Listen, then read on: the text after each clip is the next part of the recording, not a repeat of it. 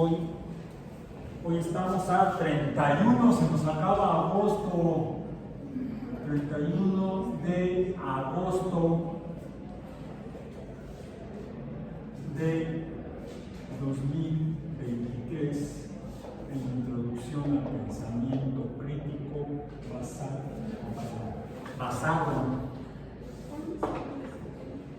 basado en ciencia. IPVCDC. Ok. ¿Cuál fue el último tema del que hablamos? Funciones de potencia, estos de matemáticas. Espectros. Fantasmas, ¿no? Y del diablo y de Chabelo.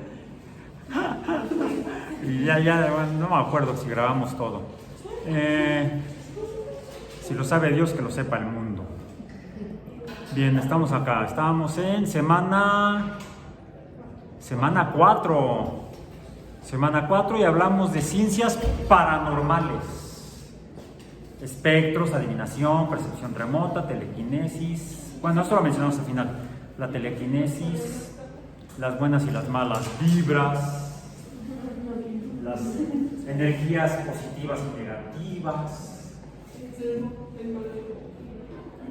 ¿Cómo dimos unas pistas o hablamos de cómo poder confirmar si lo que afirman los que promueven o practican la percepción remota, la adivinación, la videncia, dicen son videntes, la videncia, no la evidencia. ¿Cuál sería la evidencia de la evidencia? Habría que hacer un experimento controlado. Habría que ponerlo a prueba.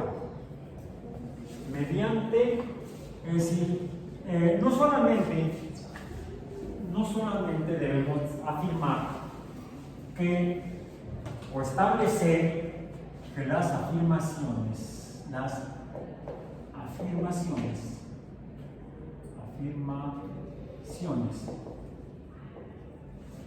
deben basarse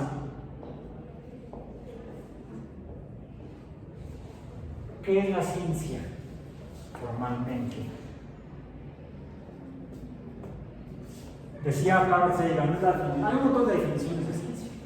Uno la puede encontrar en muchos libros, y en libros del método científico. Bueno.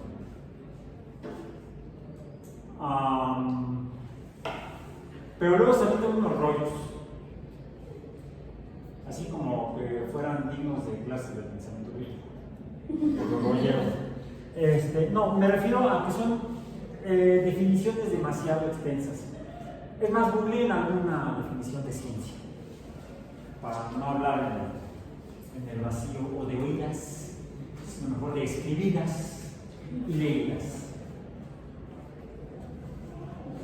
Alguna definición de ciencia. Ciencia. Sí, la de Sagan es muy larga. Sí, larga, ¿no? A ver, leamos 2 o 3. A ver, ¿ya tienes una? ¿Cómo dice? Una desarrollada constituida por el conjunto de conocimientos. A ver, un poquito más. De tu ronco pecho. A ver, aclárate la garganta. Rama del saber humano constituida por el conjunto de conocimientos objetivos y verificables sobre una materia determinada que son obtenidos mediante la observación y la experimentación, la explicación de sus principios y causas y la formulación y verificación de hipótesis, y se caracteriza además por la utilización de una metodología adecuada para el objeto de estudio y la sistematización. Ya déjale ahí, ya.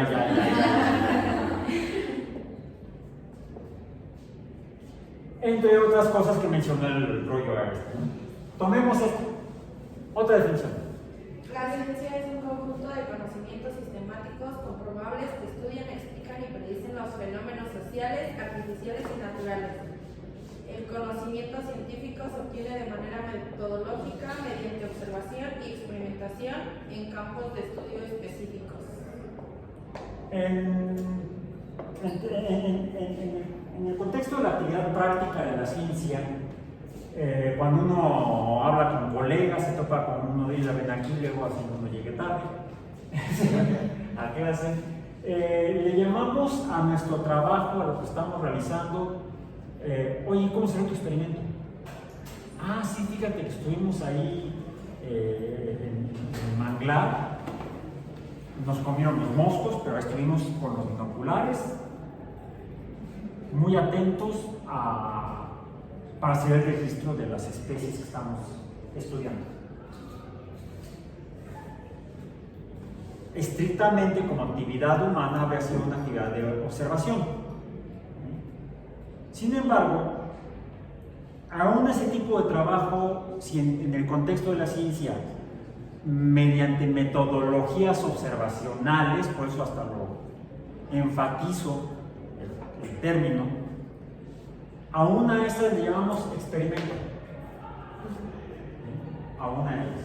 Es decir, en sentido estricto, en la práctica académica o profesional de la ciencia, le llamamos experimento al protocolo, a la realización del protocolo de trabajo para la búsqueda de la comprobación de la hipótesis o afirmación correspondiente. Por ejemplo, los astrofísicos, ¿cómo hacen sus experimentos? Toman una estrella y la hacen impactar contra un hoyo negro. No, no se puede. Los paleontólogos,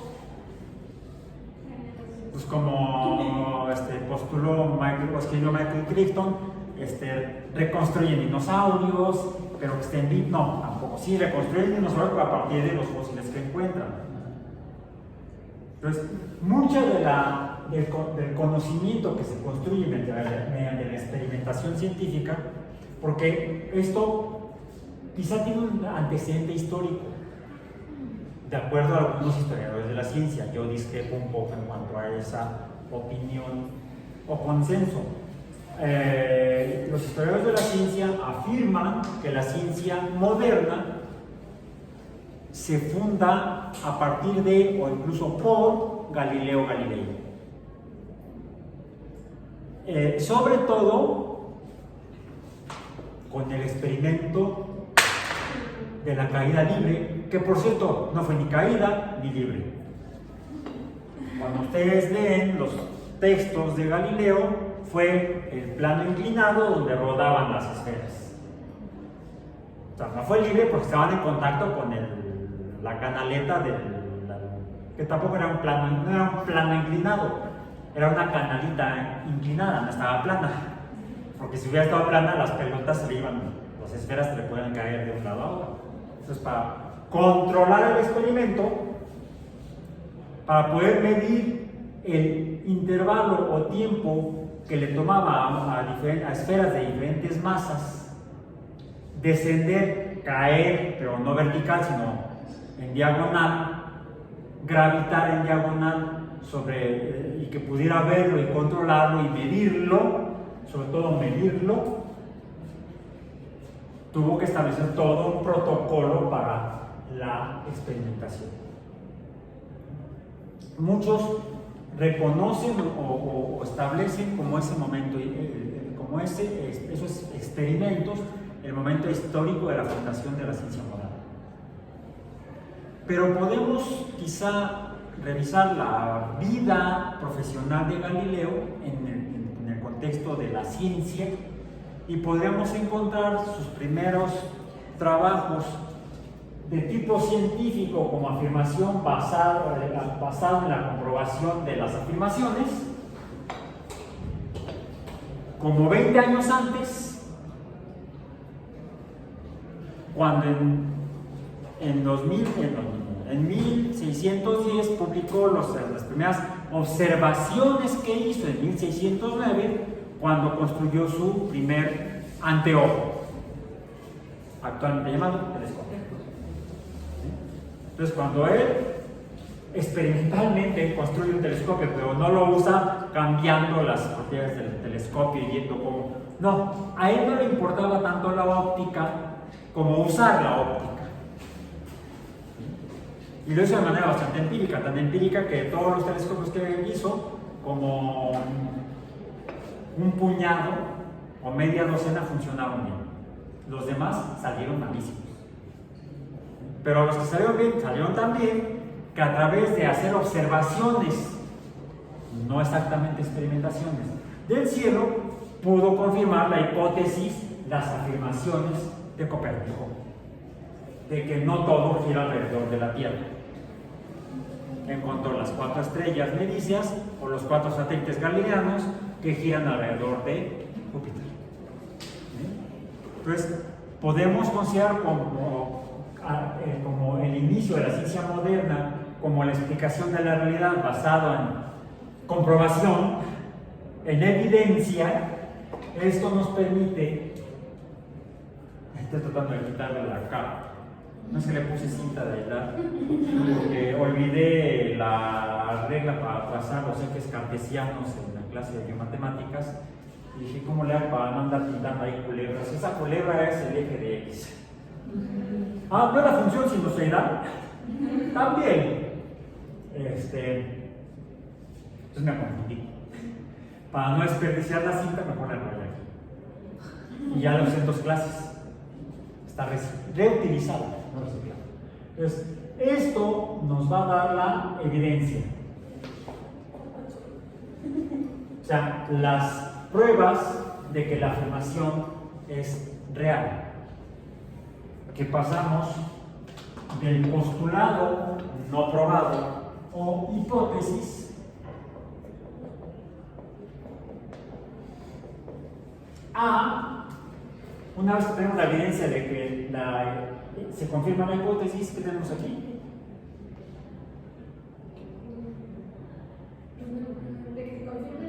Una vez que confirmamos la hipótesis, ahora ya no se llama hipótesis, ¿se llama?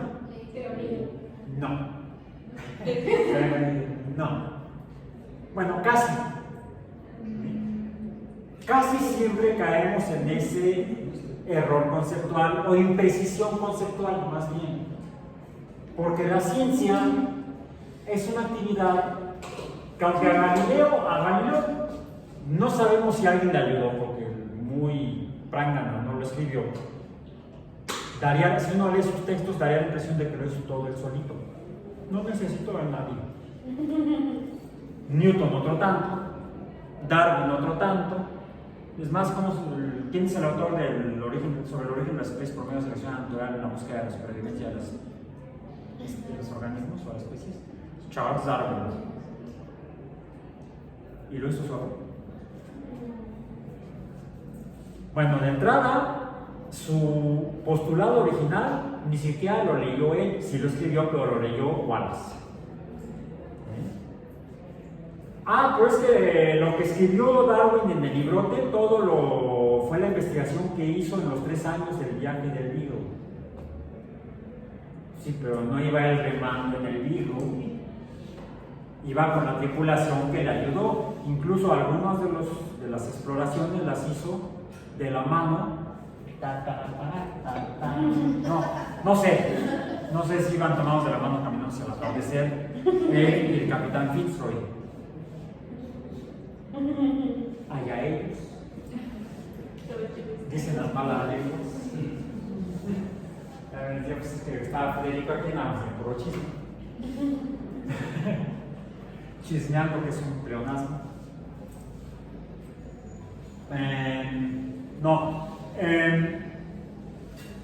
Es común que se diga que a partir de las pruebas que sustentan la hipótesis se construye la confirmación final de que lo dicho es cierto, a lo que le llamamos teoría. La teoría de la evolución por selección natural de Darwin y Wallace, trabajo solito. Newton y Galileo no sabemos, ¿sí? No le sabemos ahí chismes. Ok, pero a la teoría se llega por consenso. ¿Qué es el consenso? El acuerdo entre la gente, la colectividad, la comunidad, ¿sí? Profesional No quiere decir que por eso cobren, dicen, no, a lo mejor entonces me dedico a otra cosa. Procuren sí, no trabajen de gratis, a lo que sea el servicio social, que es así por ley, tiene que ser no remunerado. A lo mejor en algunos lugares dan becas, pero no en todos lados, ¿sí? Porque eso lo establece la ley en México. El consenso es la aceptación colectiva de que la evidencia que apoya las afirmaciones y hipótesis es cierta. Por eso es que la comprobación exclusivamente de la hipótesis por medio de estas evidencias es la tesis. Eso sí es una tesis.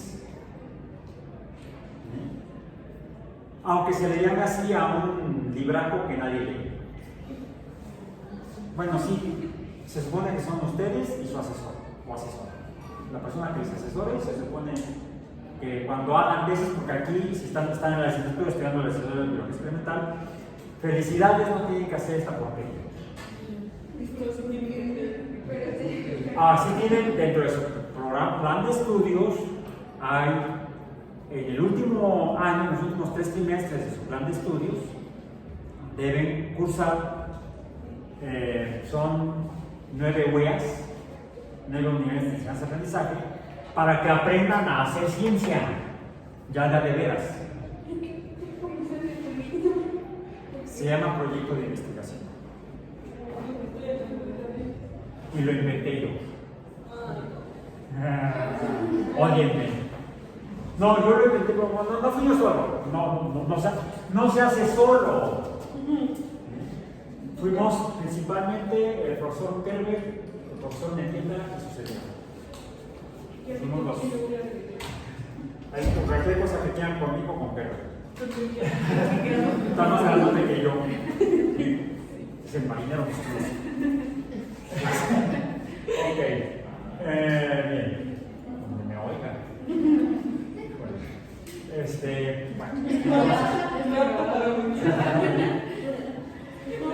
Ok, entonces, la tesis, cuando a esta tesis se incorpora más evidencia y más evidencia y más evidencia proveniente de otras fuentes independientes,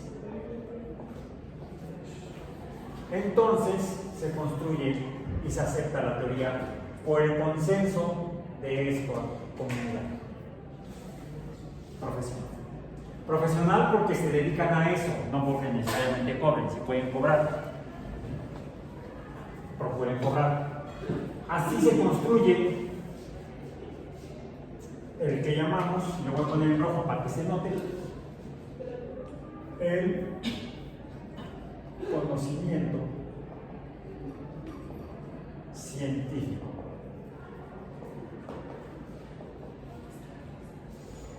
El cual, si surge nueva evidencia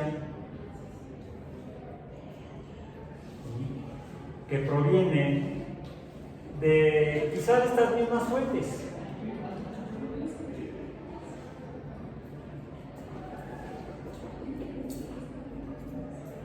pero que va contra esta tesis, entonces le pega a esta teoría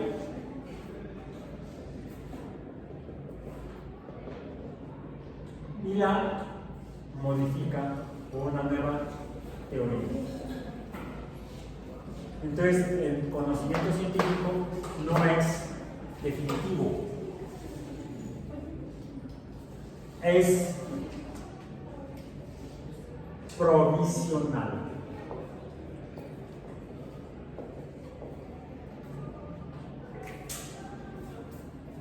Podrá durar mucho tiempo mientras no surjan evidencias que le peguen al sustento de la teoría.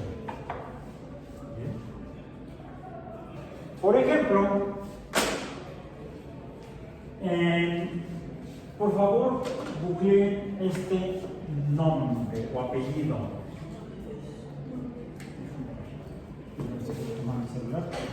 Por luego me falla la ortografía en alemán.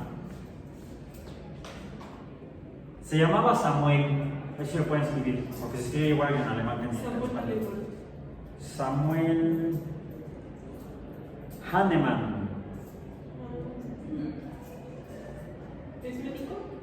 Fue médico, ya murió. No, si no sería un fantasma. Sería Samuel. Christian Friedrich Samuel Hahnemann. Me equivoqué. Samuel con H es Hahnemann, no es con J. Es el que dijo. Aquí está, sí, ya me salió luego. German Physician, dice aquí.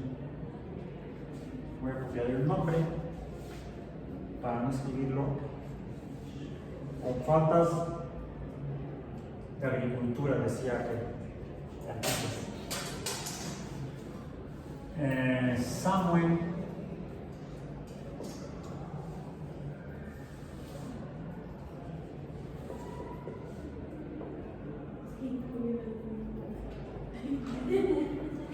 ahí está, con doble N al final.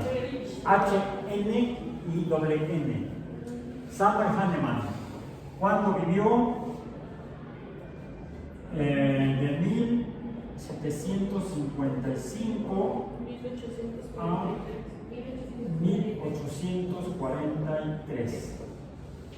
Ok, bien. Incluso dice que se peleó, ¿con quién se peleó? No, digo, lo está sepultado en el cementerio del Père Lachaise, en Francia, en París. Père Lachaise.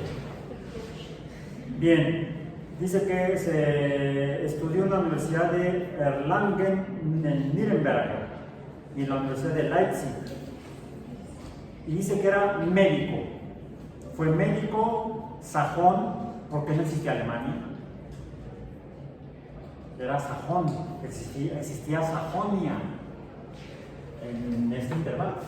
Alemania no existe entonces. Vivía en Sajonia. Inventor del sistema. Esto sí ya está manipulado. Es aquí donde uno se da cuenta que la Wikipedia la hace la gente. Es popular. Porque le metieron una palabra que es reciente. Es acuñada a finales del siglo XX. O sea, más de 100 años después de la muerte de Hahnemann. Él era médico y propone, postula, afirma. ¿Cómo era la medicina en esta época? ¿Cómo era la medicina en esa época? ¿Cómo se trataban las enfermedades? Es más, ¿cuáles eran las causas de las enfermedades? ¿Por qué la gente se enfermaba? No estamos muy lejos de. ¿Perdón? Por falta de higiene. Bueno, que se enfermaba. Es que tampoco existía formalmente el concepto de higiene. No sean burros. Vamos a ver. Vamos a poner incluso con otro color, con verde. Porque son lo que tendría que sustentar, no con azul porque debería sustentar. Sustentar. Decimos, Hahnemann era médico. Médico, vamos a ponerle MD, Medical Doctor. Samuel Hahnemann, MD. Alguna serie de televisión que vamos a hacer se llamaba Dougie Hauser, MD.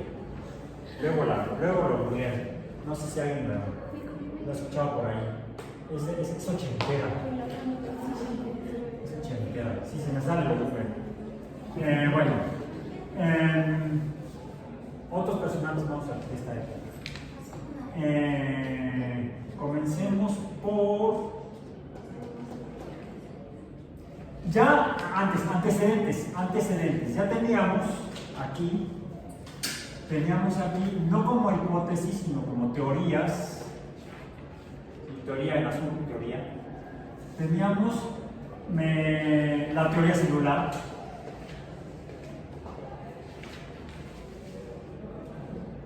Los seres no están formados por células, ya existía en tiempos de Hahnemann. todavía no se publicaba, aunque ya había hecho su viaje Darwin, y algunos datos los había estado presentando en la sociedad lineana. No sé qué tanto se hayan difundido en el centro de Europa, como en Sajonia, pero al menos en las Islas Británicas, en el Reino Unido, sí. Entonces, no existía todavía, y por eso lo voy a poner con rojo, provisional con C. ¡Ah! Les digo, provisional. Está buscando un mosquito por aquí. No existía la teoría, no estaba publicada todavía la teoría, no debo poner a otro color, digo, se da la evidencia. Es más, voy a poner con verde, porque finalmente tiene ese efecto. La teoría genética. Vamos en orden conceptual. ¿Por qué digo conceptual? Es distinto al orden histórico, al menos en el caso de los tres paradigmas fundacionales de la biología. Los seres vivos están formados por células, todos. Tienen características, entre esas, que se reproducen y de esa manera se perpetúa la especie, pero además hay variabilidad en la reproducción. ¿Cómo se envía la información de padres a hijos? Por medio de los genes. O sea, conceptualmente, como fenómeno biológico, la segunda teoría debe ser la teoría genética. Necesitamos la información para la reproducción de las células. Ahí está, segundo postulado. Tenemos células, hay que reproducirlas. ¿Qué necesitamos? Información, genes. Bueno, ok, pero como cuando uno juega teléfono descompuesto, los mensajes pueden deformarse con el tiempo. Le llamamos chisme. Entonces, la consecuencia del chisme en genética da lugar a la teoría de la evolución, la teoría evolutiva. La teoría de Darwin iguales. La información varía a lo largo del tiempo, seleccionada por el ambiente, y entonces se forman nuevas especies. Algunas permanecen, otras surgen unas nuevas especies, o se forman nuevas especies, y otras se extinguen. Son los tres destinos de las especies. Te extingues, sigues o mutas. ¿Sí? Te salen aquí los diamantonio, ¿cómo se llama la cosa? Los de guepardo. Adamantium. ¿Sí? No, yo más bien soy como el que es de color azul. Bestia. Sí, a veces soy la bestia. Llegando a bestia. Además, bestia es académico. Es el profesor. Cuando me enojo me pongo azul, es decir. No, el que se enoja y se cambia de color es el Holland, es de la otra. Te pone verde. El doctor David Banner en la serie de televisión. Las historietas diferentes. Bueno, ok. Entonces, Samuel Hahnemann, siglo XVIII-XIX, es médico y solamente conoce esto.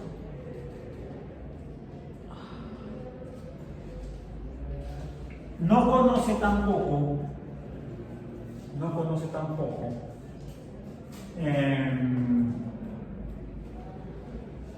Creo que también se llamaba Samuel. O no me acuerdo si es el nombre Samuel. Déjenme ver cuál era el apellido. El apellido de este siguiente personaje de la historia es.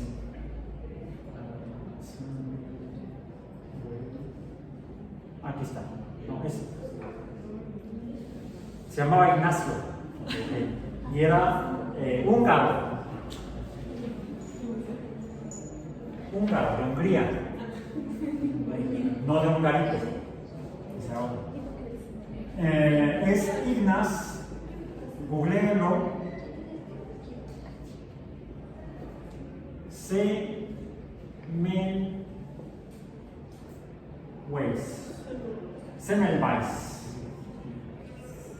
Ignaz Semmelweis, más o menos así se pronuncia húngaro, dado que es una lengua sajona parecida al alemán. Médico cirujano. Médico también, médico cirujano. En el Imperio Austriaco. Austrohúngaro, era austrohúngaro. MD. ¿Se fijan que hay una relación? ¿Dónde está Austria? ¿Qué idioma hablan ahí? Österreich. Alemán. Vecinos de Sajonia. O sea, es la parte central de Europa. De hecho, todavía a principios del siglo XX formaban una sola nación, el Imperio Austrohúngaro. Es más, hasta nos trajeron uno aquí. ¿A dónde hablaba de Max? Maxi. Mosquita. Ay, sí. A ver, el tema no es genética, mosquita. No estamos hablando de moscas de la fruta. Parece mosquita de la fruta. Ahí está. ¿Sí la ven? Sí. Ay, se parece a mi gato. No me deja en paz. A mi perro también. Ok, bueno. Y les juro que sí me bañé. Entonces, en parte por eso dije tarde. No, porque hoy sí me bañé, no, porque tardé en bañarme. Tuve que ir a la estación de radio. Entonces tuve que ir a la estación de radio, regresar a casa, bañarme. Sí, no, ya déjenla. Semmelweis, ¿cuándo vivió? ¿Dónde ya sabemos? En Austria-Hungría. 1818. 1818. 1865. Era menor que, bastante menor que Hahnemann. Hahnemann duró bastantes años. Casi llegó a los 90. 88 años. En cambio, Semmelweis murió bien chavo. ¿Cuántos años? 65 menos 18.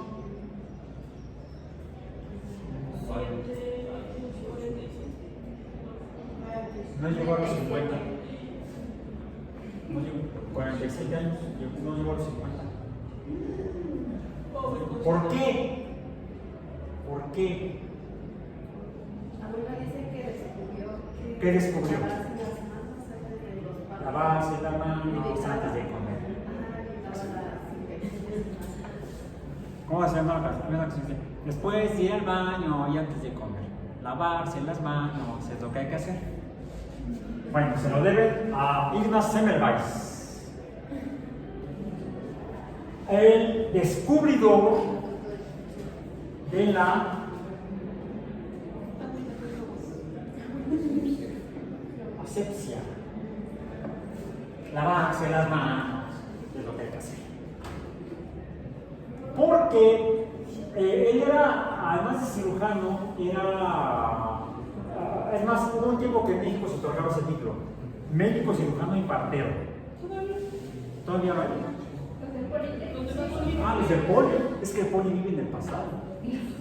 Que no me oigan. Ya dijiste el pecado.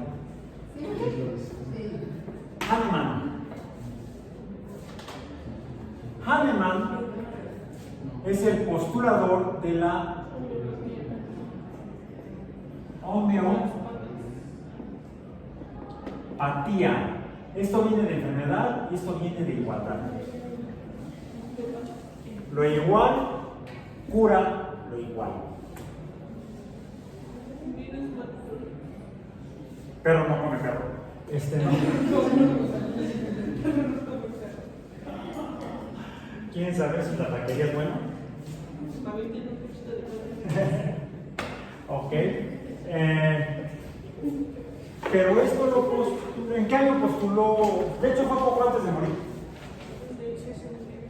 O sea, fue por ahí del 1600. A lo mejor, no sé si Hahnemann se enteró o no. No sé, porque cuando murió Hahnemann, Semmelweis tenía 30 años. no menos de 30 años. No, tenía 20, no tenía 20. A lo mejor estaba apenas terminando la carrera de medicina, Samuel Rice, empezando su carrera ya profesional. Y el descubrimiento lo hizo años después. Entonces, Hahnemann no se enteró de la teoría. Esto, junto con descubrimientos posteriores,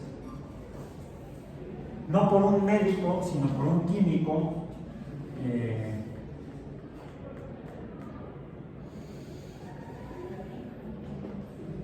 googleenlo, por favor. Louis Pasteur. 1800. A ver, el googleador más rápido, o la googleadora más rápida del oeste. 1895. Bueno, nació en 1822. 1822. Murió en 1895. 1895. Y hizo un montón de cosas. Pero en términos, en el contexto de la medicina, que él era químico, vamos a ponerle químico.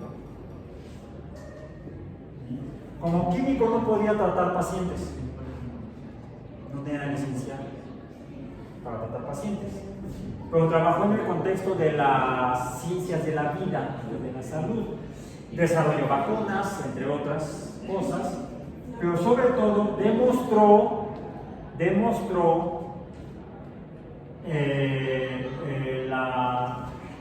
o echó por tierra la teoría o la hipótesis, la previa teoría de la generación espontánea.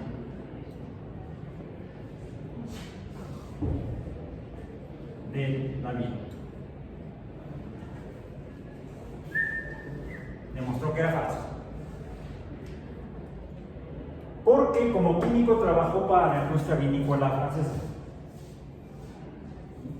Y ya habiendo descubierto las levaduras, trabajó en la mejora de la producción de vinos.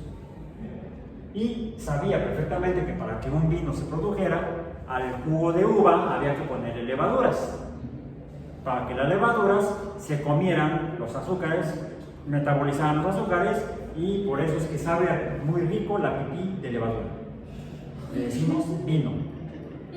¡Qué cochino! ¡No vuelvo a tomar! Por eso soy abstemio. No.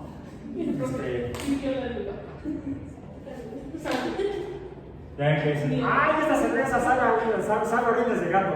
Yo de eso no tomo, solo de levadura.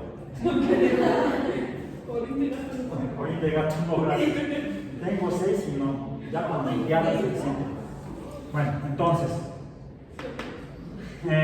demostró que los microorganismos modifican a la biomateria, como pueden ser los ácidos carboxílicos, los ácidos grasos de las plantas, del que se obtienen del zumo o jugo de las plantas.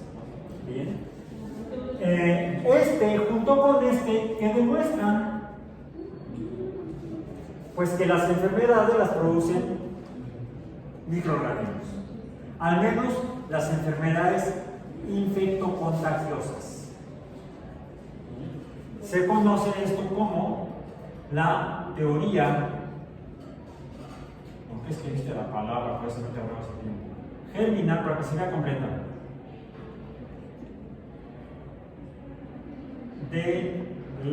Hay teorías que hay que escribirlas en completo, ¿no? Enfermedades.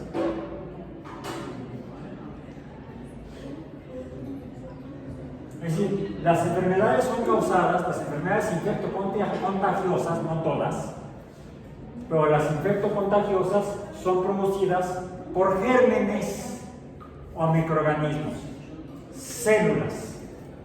Entonces, se dan cuenta cómo se va construyendo el conocimiento científico. Y la ciencia se va construyendo, aportando evidencias para construir, para confirmar afirmaciones o confirmar explicaciones de cómo funciona la naturaleza. Así funciona la ciencia. La ciencia entonces no es, sí es el rollo que nos leíste Y el otro rollo que leyeron, yo prefiero reducir, sino tomar la breve afirmación, la breve descripción o definición que daba Carl Sagan. La ciencia es una forma de pensar, más que el cuerpo del conocimiento que nos dicen en una de las definiciones que leyeron. El cuerpo del conocimiento no. Decía Sagan que más que el cuerpo de conocimientos, que además son provisionales, van cambiando con el tiempo, la ciencia es, de hecho, ni siquiera la experimentación, sino la generación racional de los protocolos, métodos y metodologías y técnicas para llevar a cabo la comprobación de las afirmaciones, ¿sí? Ya sea a través de observación y o experimentación. Eso es realmente la ciencia. Lo escribió en inglés en varios libros, casi siempre igual, decía: Science is a way of thinking, much more than a body of knowledge. La ciencia es más una forma de pensar que un cuerpo de conocimiento. Es una, yo diría, lo redondearía a, es una forma de pensar para actuar y construir el conocimiento, basado en la evidencia, que es la comprobación. Bueno, entonces, ¿cuáles son los postulados de la homeopatía? El primero, más simple y sencillo, es lo semejante cura lo semejante. La enfermedad es curada por lo semejante. Y que ahí no tengo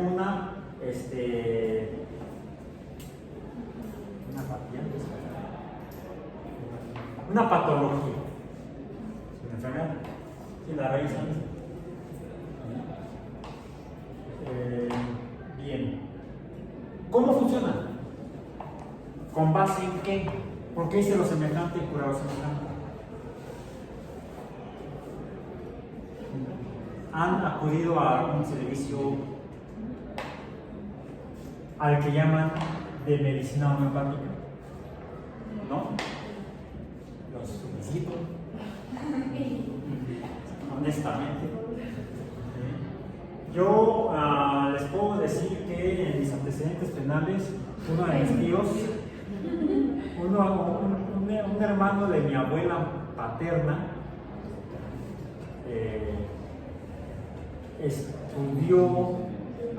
inicialmente estudió ingeniería eléctrica, no sé si en el Poli, hace muchos años,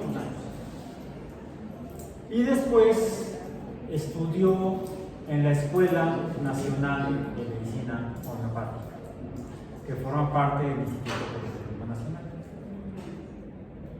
y ahí obtuvo su título de médico homeopático.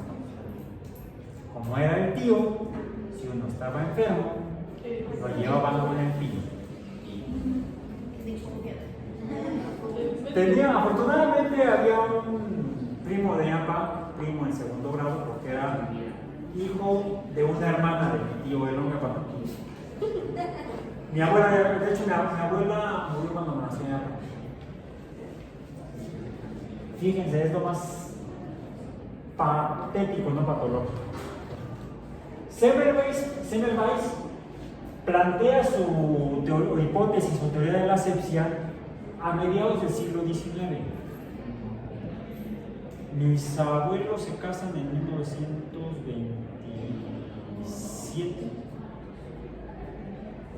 o 1928, porque fue a finales de año cuando mi abuela murió después de dar a luz a mi papá. Entonces mi papá fue un niño consentido. Porque mi abuela murió a consecuencia de infecciones durante el parto. O sea, infecciones causadas o originadas durante el parto. Le llamaban a la enfermedad esa que combatía Semmelweis, enfermedad de fiebre puerperal. Tienen luego la Biblia, fiebre puerperal. Ya, en 1928, diciembre de 1928, mañana del 29 de enero, murió unas semanas después de que nació mi papá. Nunca se recuperó.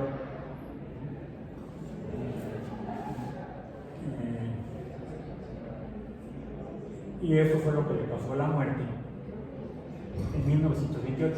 Apenas en esa década se estaba descubriendo la penicilina.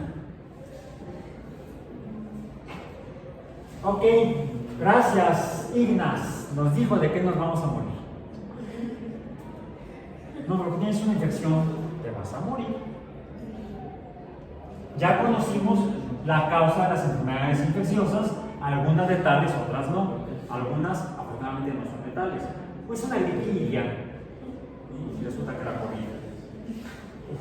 Bueno, ahora sí le pasamos a mis compadres, como vino a mí, del 20. Tenía una gripe, cuando fue al hospital, a las horas murió. Ese sí me hace un tardó 3 días en venir al hospital. Porque, no, más que gripe, él parecía igual que yo de rinitis crónica. Entonces, según él, se le había exacerbado la rinitis crónica. Y después, no, debe ser una gripe, y cuando mi comadre, su esposa, me dice que vamos al hospital, porque ya están, falleció a las horas. Entonces, pero eso es para gérmenes, en este caso virus, para los cuales no hay tratamiento. ¿Cuándo se descubrió la penicilina? Por favor, pongamos aquí eso. De la teoría germinal de las enfermedades surge entonces la terapéutica, y es aquí donde se va a juntar con esto, la terapéutica.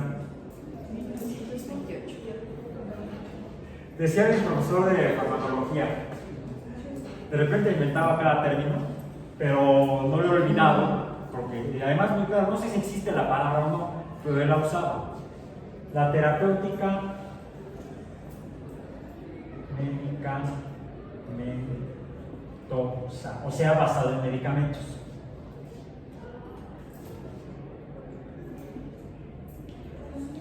Farmacológica. Un fármaco es toda sustancia que tiene efecto médico para tratar enfermedades. Pueden ser infecciosos, pueden ser otro tipo. Por ejemplo, me duele la cabeza, tomo un analgésico, un medicamento que me reduzca el dolor de cabeza, o el dolor en el brazo. El ácido acetilsalicílico es un analgésico, del que ya hablamos antes, ya mencionamos. Tengo fiebre, ácido acetilsalicílico fue el primero que se aisló, pero se conocía desde antes. ¿Sí? Previo a esto tenemos la medicina antigua. ¿Cómo le llamamos? Tradicional. ¿Ok? Lo que hace Hahnemann es proponer una nueva medicina, que por cierto va contra los postulados de la medicina tradicional. No se explica, no sé por qué se le ocurrió a Hahnemann, no sé qué se metía, como para plantear este modelo, porque finalmente esto debe basarse en evidencia. Esa es lo que estábamos discutiendo Federico y yo. Federico es médico. Federico es médico. Y este es nuestro tema de discusión.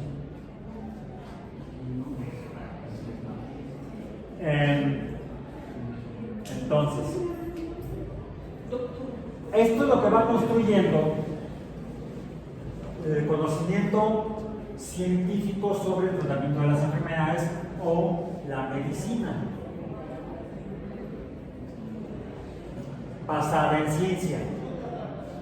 Esta es medicina basada en ciencia. ¿De dónde viene? Viene desde acá, desde la medicina tradicional. Ya hablamos de que extraemos de la planta y encontramos la sustancia que tiene el efecto terapéutico. Y entonces, en lugar de usar la planta completa, pues ya mejor no usamos la pura sustancia. Lo que crees me duele la panza. Pues tómate el tecito de manzanilla. No, como decíamos, el extracto acuoso térmico. Era el video que estoy tratando de subir aquí. Creo que es ese. Ok, bueno, el detalle es este. A partir de esto y ligando con las células, con la teoría celular, se construye por otro lado en paralelo. Vamos a ponerlo aquí en azul porque es otra teoría que viene de otro lado. Vamos a ponerlo en rojo porque es conocimiento científico que viene de otro lado. Ahora googleen este nombre.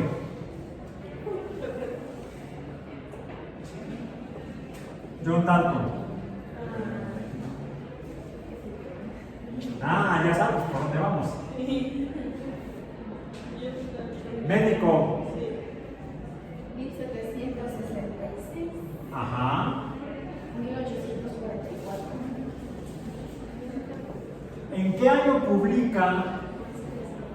El texto original se llama, así como el de Dalton más o menos se parece a la teoría, el de Dalton no se parece a la teoría.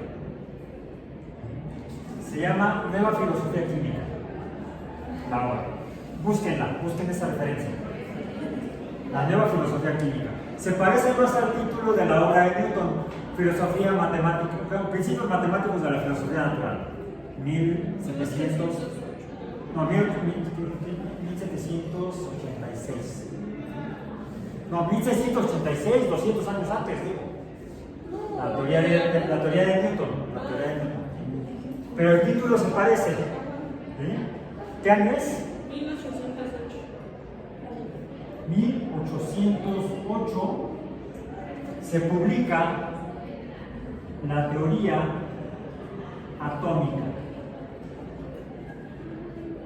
Y esto da lugar al nacimiento de la química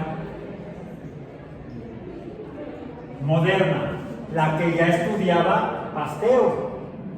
En 1808, Pasteur, cuando vivió en la segunda mitad, probablemente del siglo XIX, es cuando ya él es un químico profesional. Entonces, ya Pasteur trabaja sobre la teoría, es más, trabaja sobre la teoría de Dalton. Trabaja con bases en química. Y es como él hace sus trabajos que llevan, por ejemplo, a esto, al desarrollo de vacunas y muchos otros más. Pasteur, por el lado de la química, Pasteur aporta a la teoría estructural de la química, de la materia. Incluso antes de que supiéramos que existieran las moléculas, Pasteur ya había encontrado que las moléculas, algo que todavía no se planteaba, pueden existir, las moléculas orgánicas y otras pueden existir en dos formas diferentes: derecha e izquierda. ¿Cómo lo llamamos? La isomería química la descubrió Pasteur. Y era tan paciente como Mendel. Sería cosa de la generación, ¿no? De la misma época. Mientras que Mendel se la pasaba contando chicharitos, Pasteur se la pasaba separando con un pincel, es más, con un pelo de un pincel, cristales de azúcares. Y al observarlos con cuidado, seguramente usaba lupas, se dio cuenta que de una misma azúcar había dos formas posibles. Y no solo eso, sino que esas dos formas eran imágenes especulares una de la otra. Una era reflejo de la otra.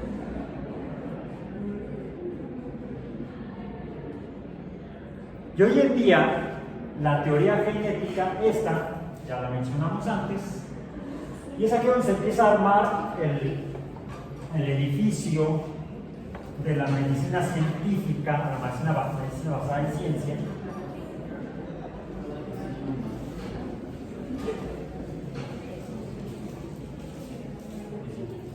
donde finalmente, y ya lo mencionamos en una sesión previa de clase,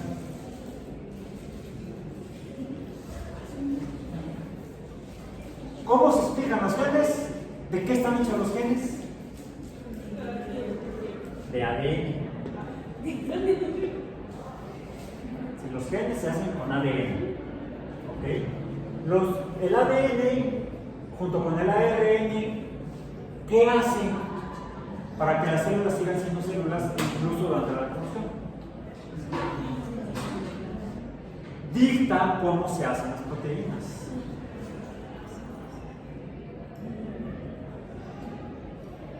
¿Y las proteínas de qué están hechas? ¿De qué? Aminoácidos. ¿Cuáles? ¿Cuáles? Ligándolo con la teoría estructural de Pasteur.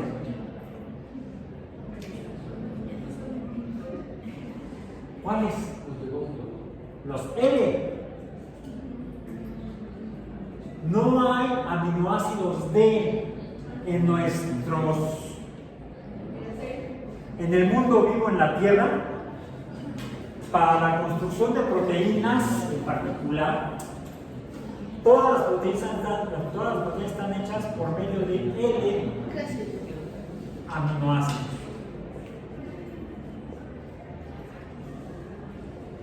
Porque de estas proteínas, por ejemplo, tenemos las que son catalíticas, o sea, las enzimas. ¿Sí? Como lo que mencionamos antes de clase, la ATP-asa o ATP sintetasa, las enzimas que son catalizadores. Aquí estamos aclarando que las enzimas son catalizadores. No, las enzimas catalizadoras es un pleonasmo redundante. Entonces, las enzimas que son catalizadores funcionan con base en otra teoría química. ¿Cuál? Esa ya no vamos a poner aquí quién es el autor, la verdad no sé quién sea. Si quieren luego lo averiguamos, luego lo googlean. No es una teoría, es una parte de una teoría, es parte de la teoría química, la teoría de las reacciones químicas. Que es la ley de acción de masas. Y como catalizadores también la ley de la cinética química, donde incluso identificamos a las diferentes reacciones por órdenes de reacciones de orden 1, de orden 2, de orden n. La ley de la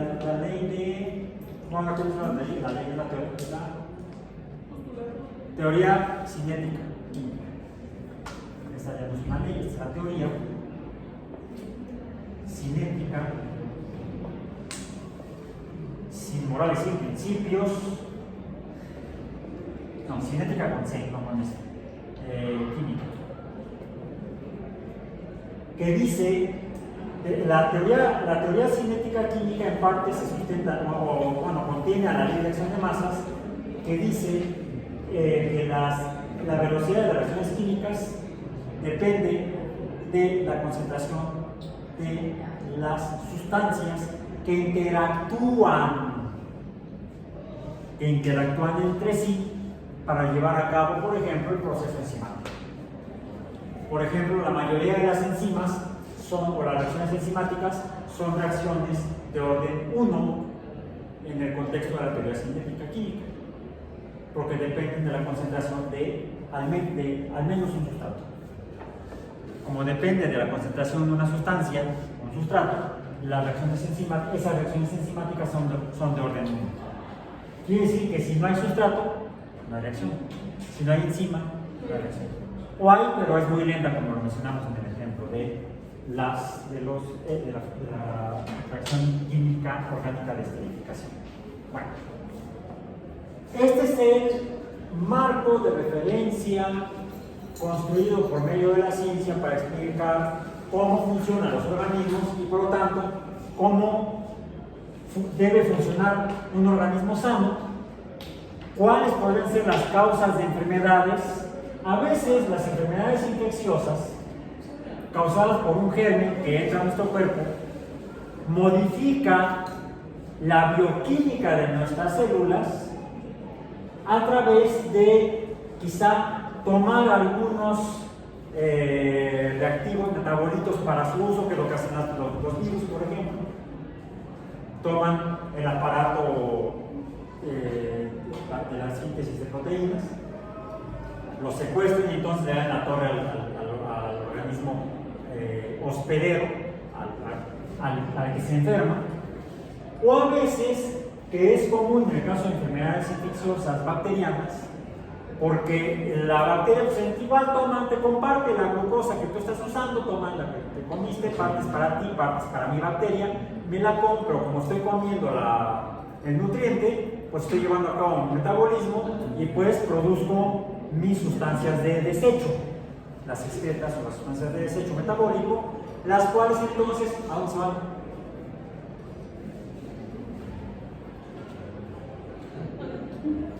A la persona infectada. Y si no te atiendes, entonces sí va a ser in nomine Patri, del Filio y Espíritu Santo. Eso si eres cristiano, si no, no sé cómo le hagan los judíos, no sé. Nunca lo he averiguado. Bueno, que te vas a morir. Porque estás realmente teniendo un efecto químico de tipo farmacológico tóxico por las sustancias que está produciendo el organismo infeccioso, la bacteria por ejemplo, o el protozoario, dentro de tu organismo, tal vez en un tejido en particular o tal vez en todo el organismo, y eso es lo que da lugar a la enfermedad. ¿Cuál es la explicación última de las enfermedades? La química. ¿Cuál es el sustento de la homeopatía? Yo no se los voy a dar, no se los voy a mencionar, así que háganse bolas. No digo investiguen, léenlo. ¿Correcto? Hay un video que está disponible en la tienda que está en el lobby del edificio. Está en el sitio web del curso, ¿sí? Está en YouTube. Es un video, no lo hice yo, no es de un científico que diga que esto es fácil. Es un video producido por una empresa que se anuncia como fabricante de sustancias para uso homeopático. O sea, es publicidad, es más propaganda, decía el pollito. Había unas de un canal de los pollitos en fin, entonces la información que les estoy diciendo que busquen, más allá, que consulten, más allá de la que ustedes encuentren en su búsqueda personal, es la de este video que es de un promotor de la homeopatía. Analicen el discurso, critiquen las afirmaciones y lo hacen en su informe semanal. ¿Okay?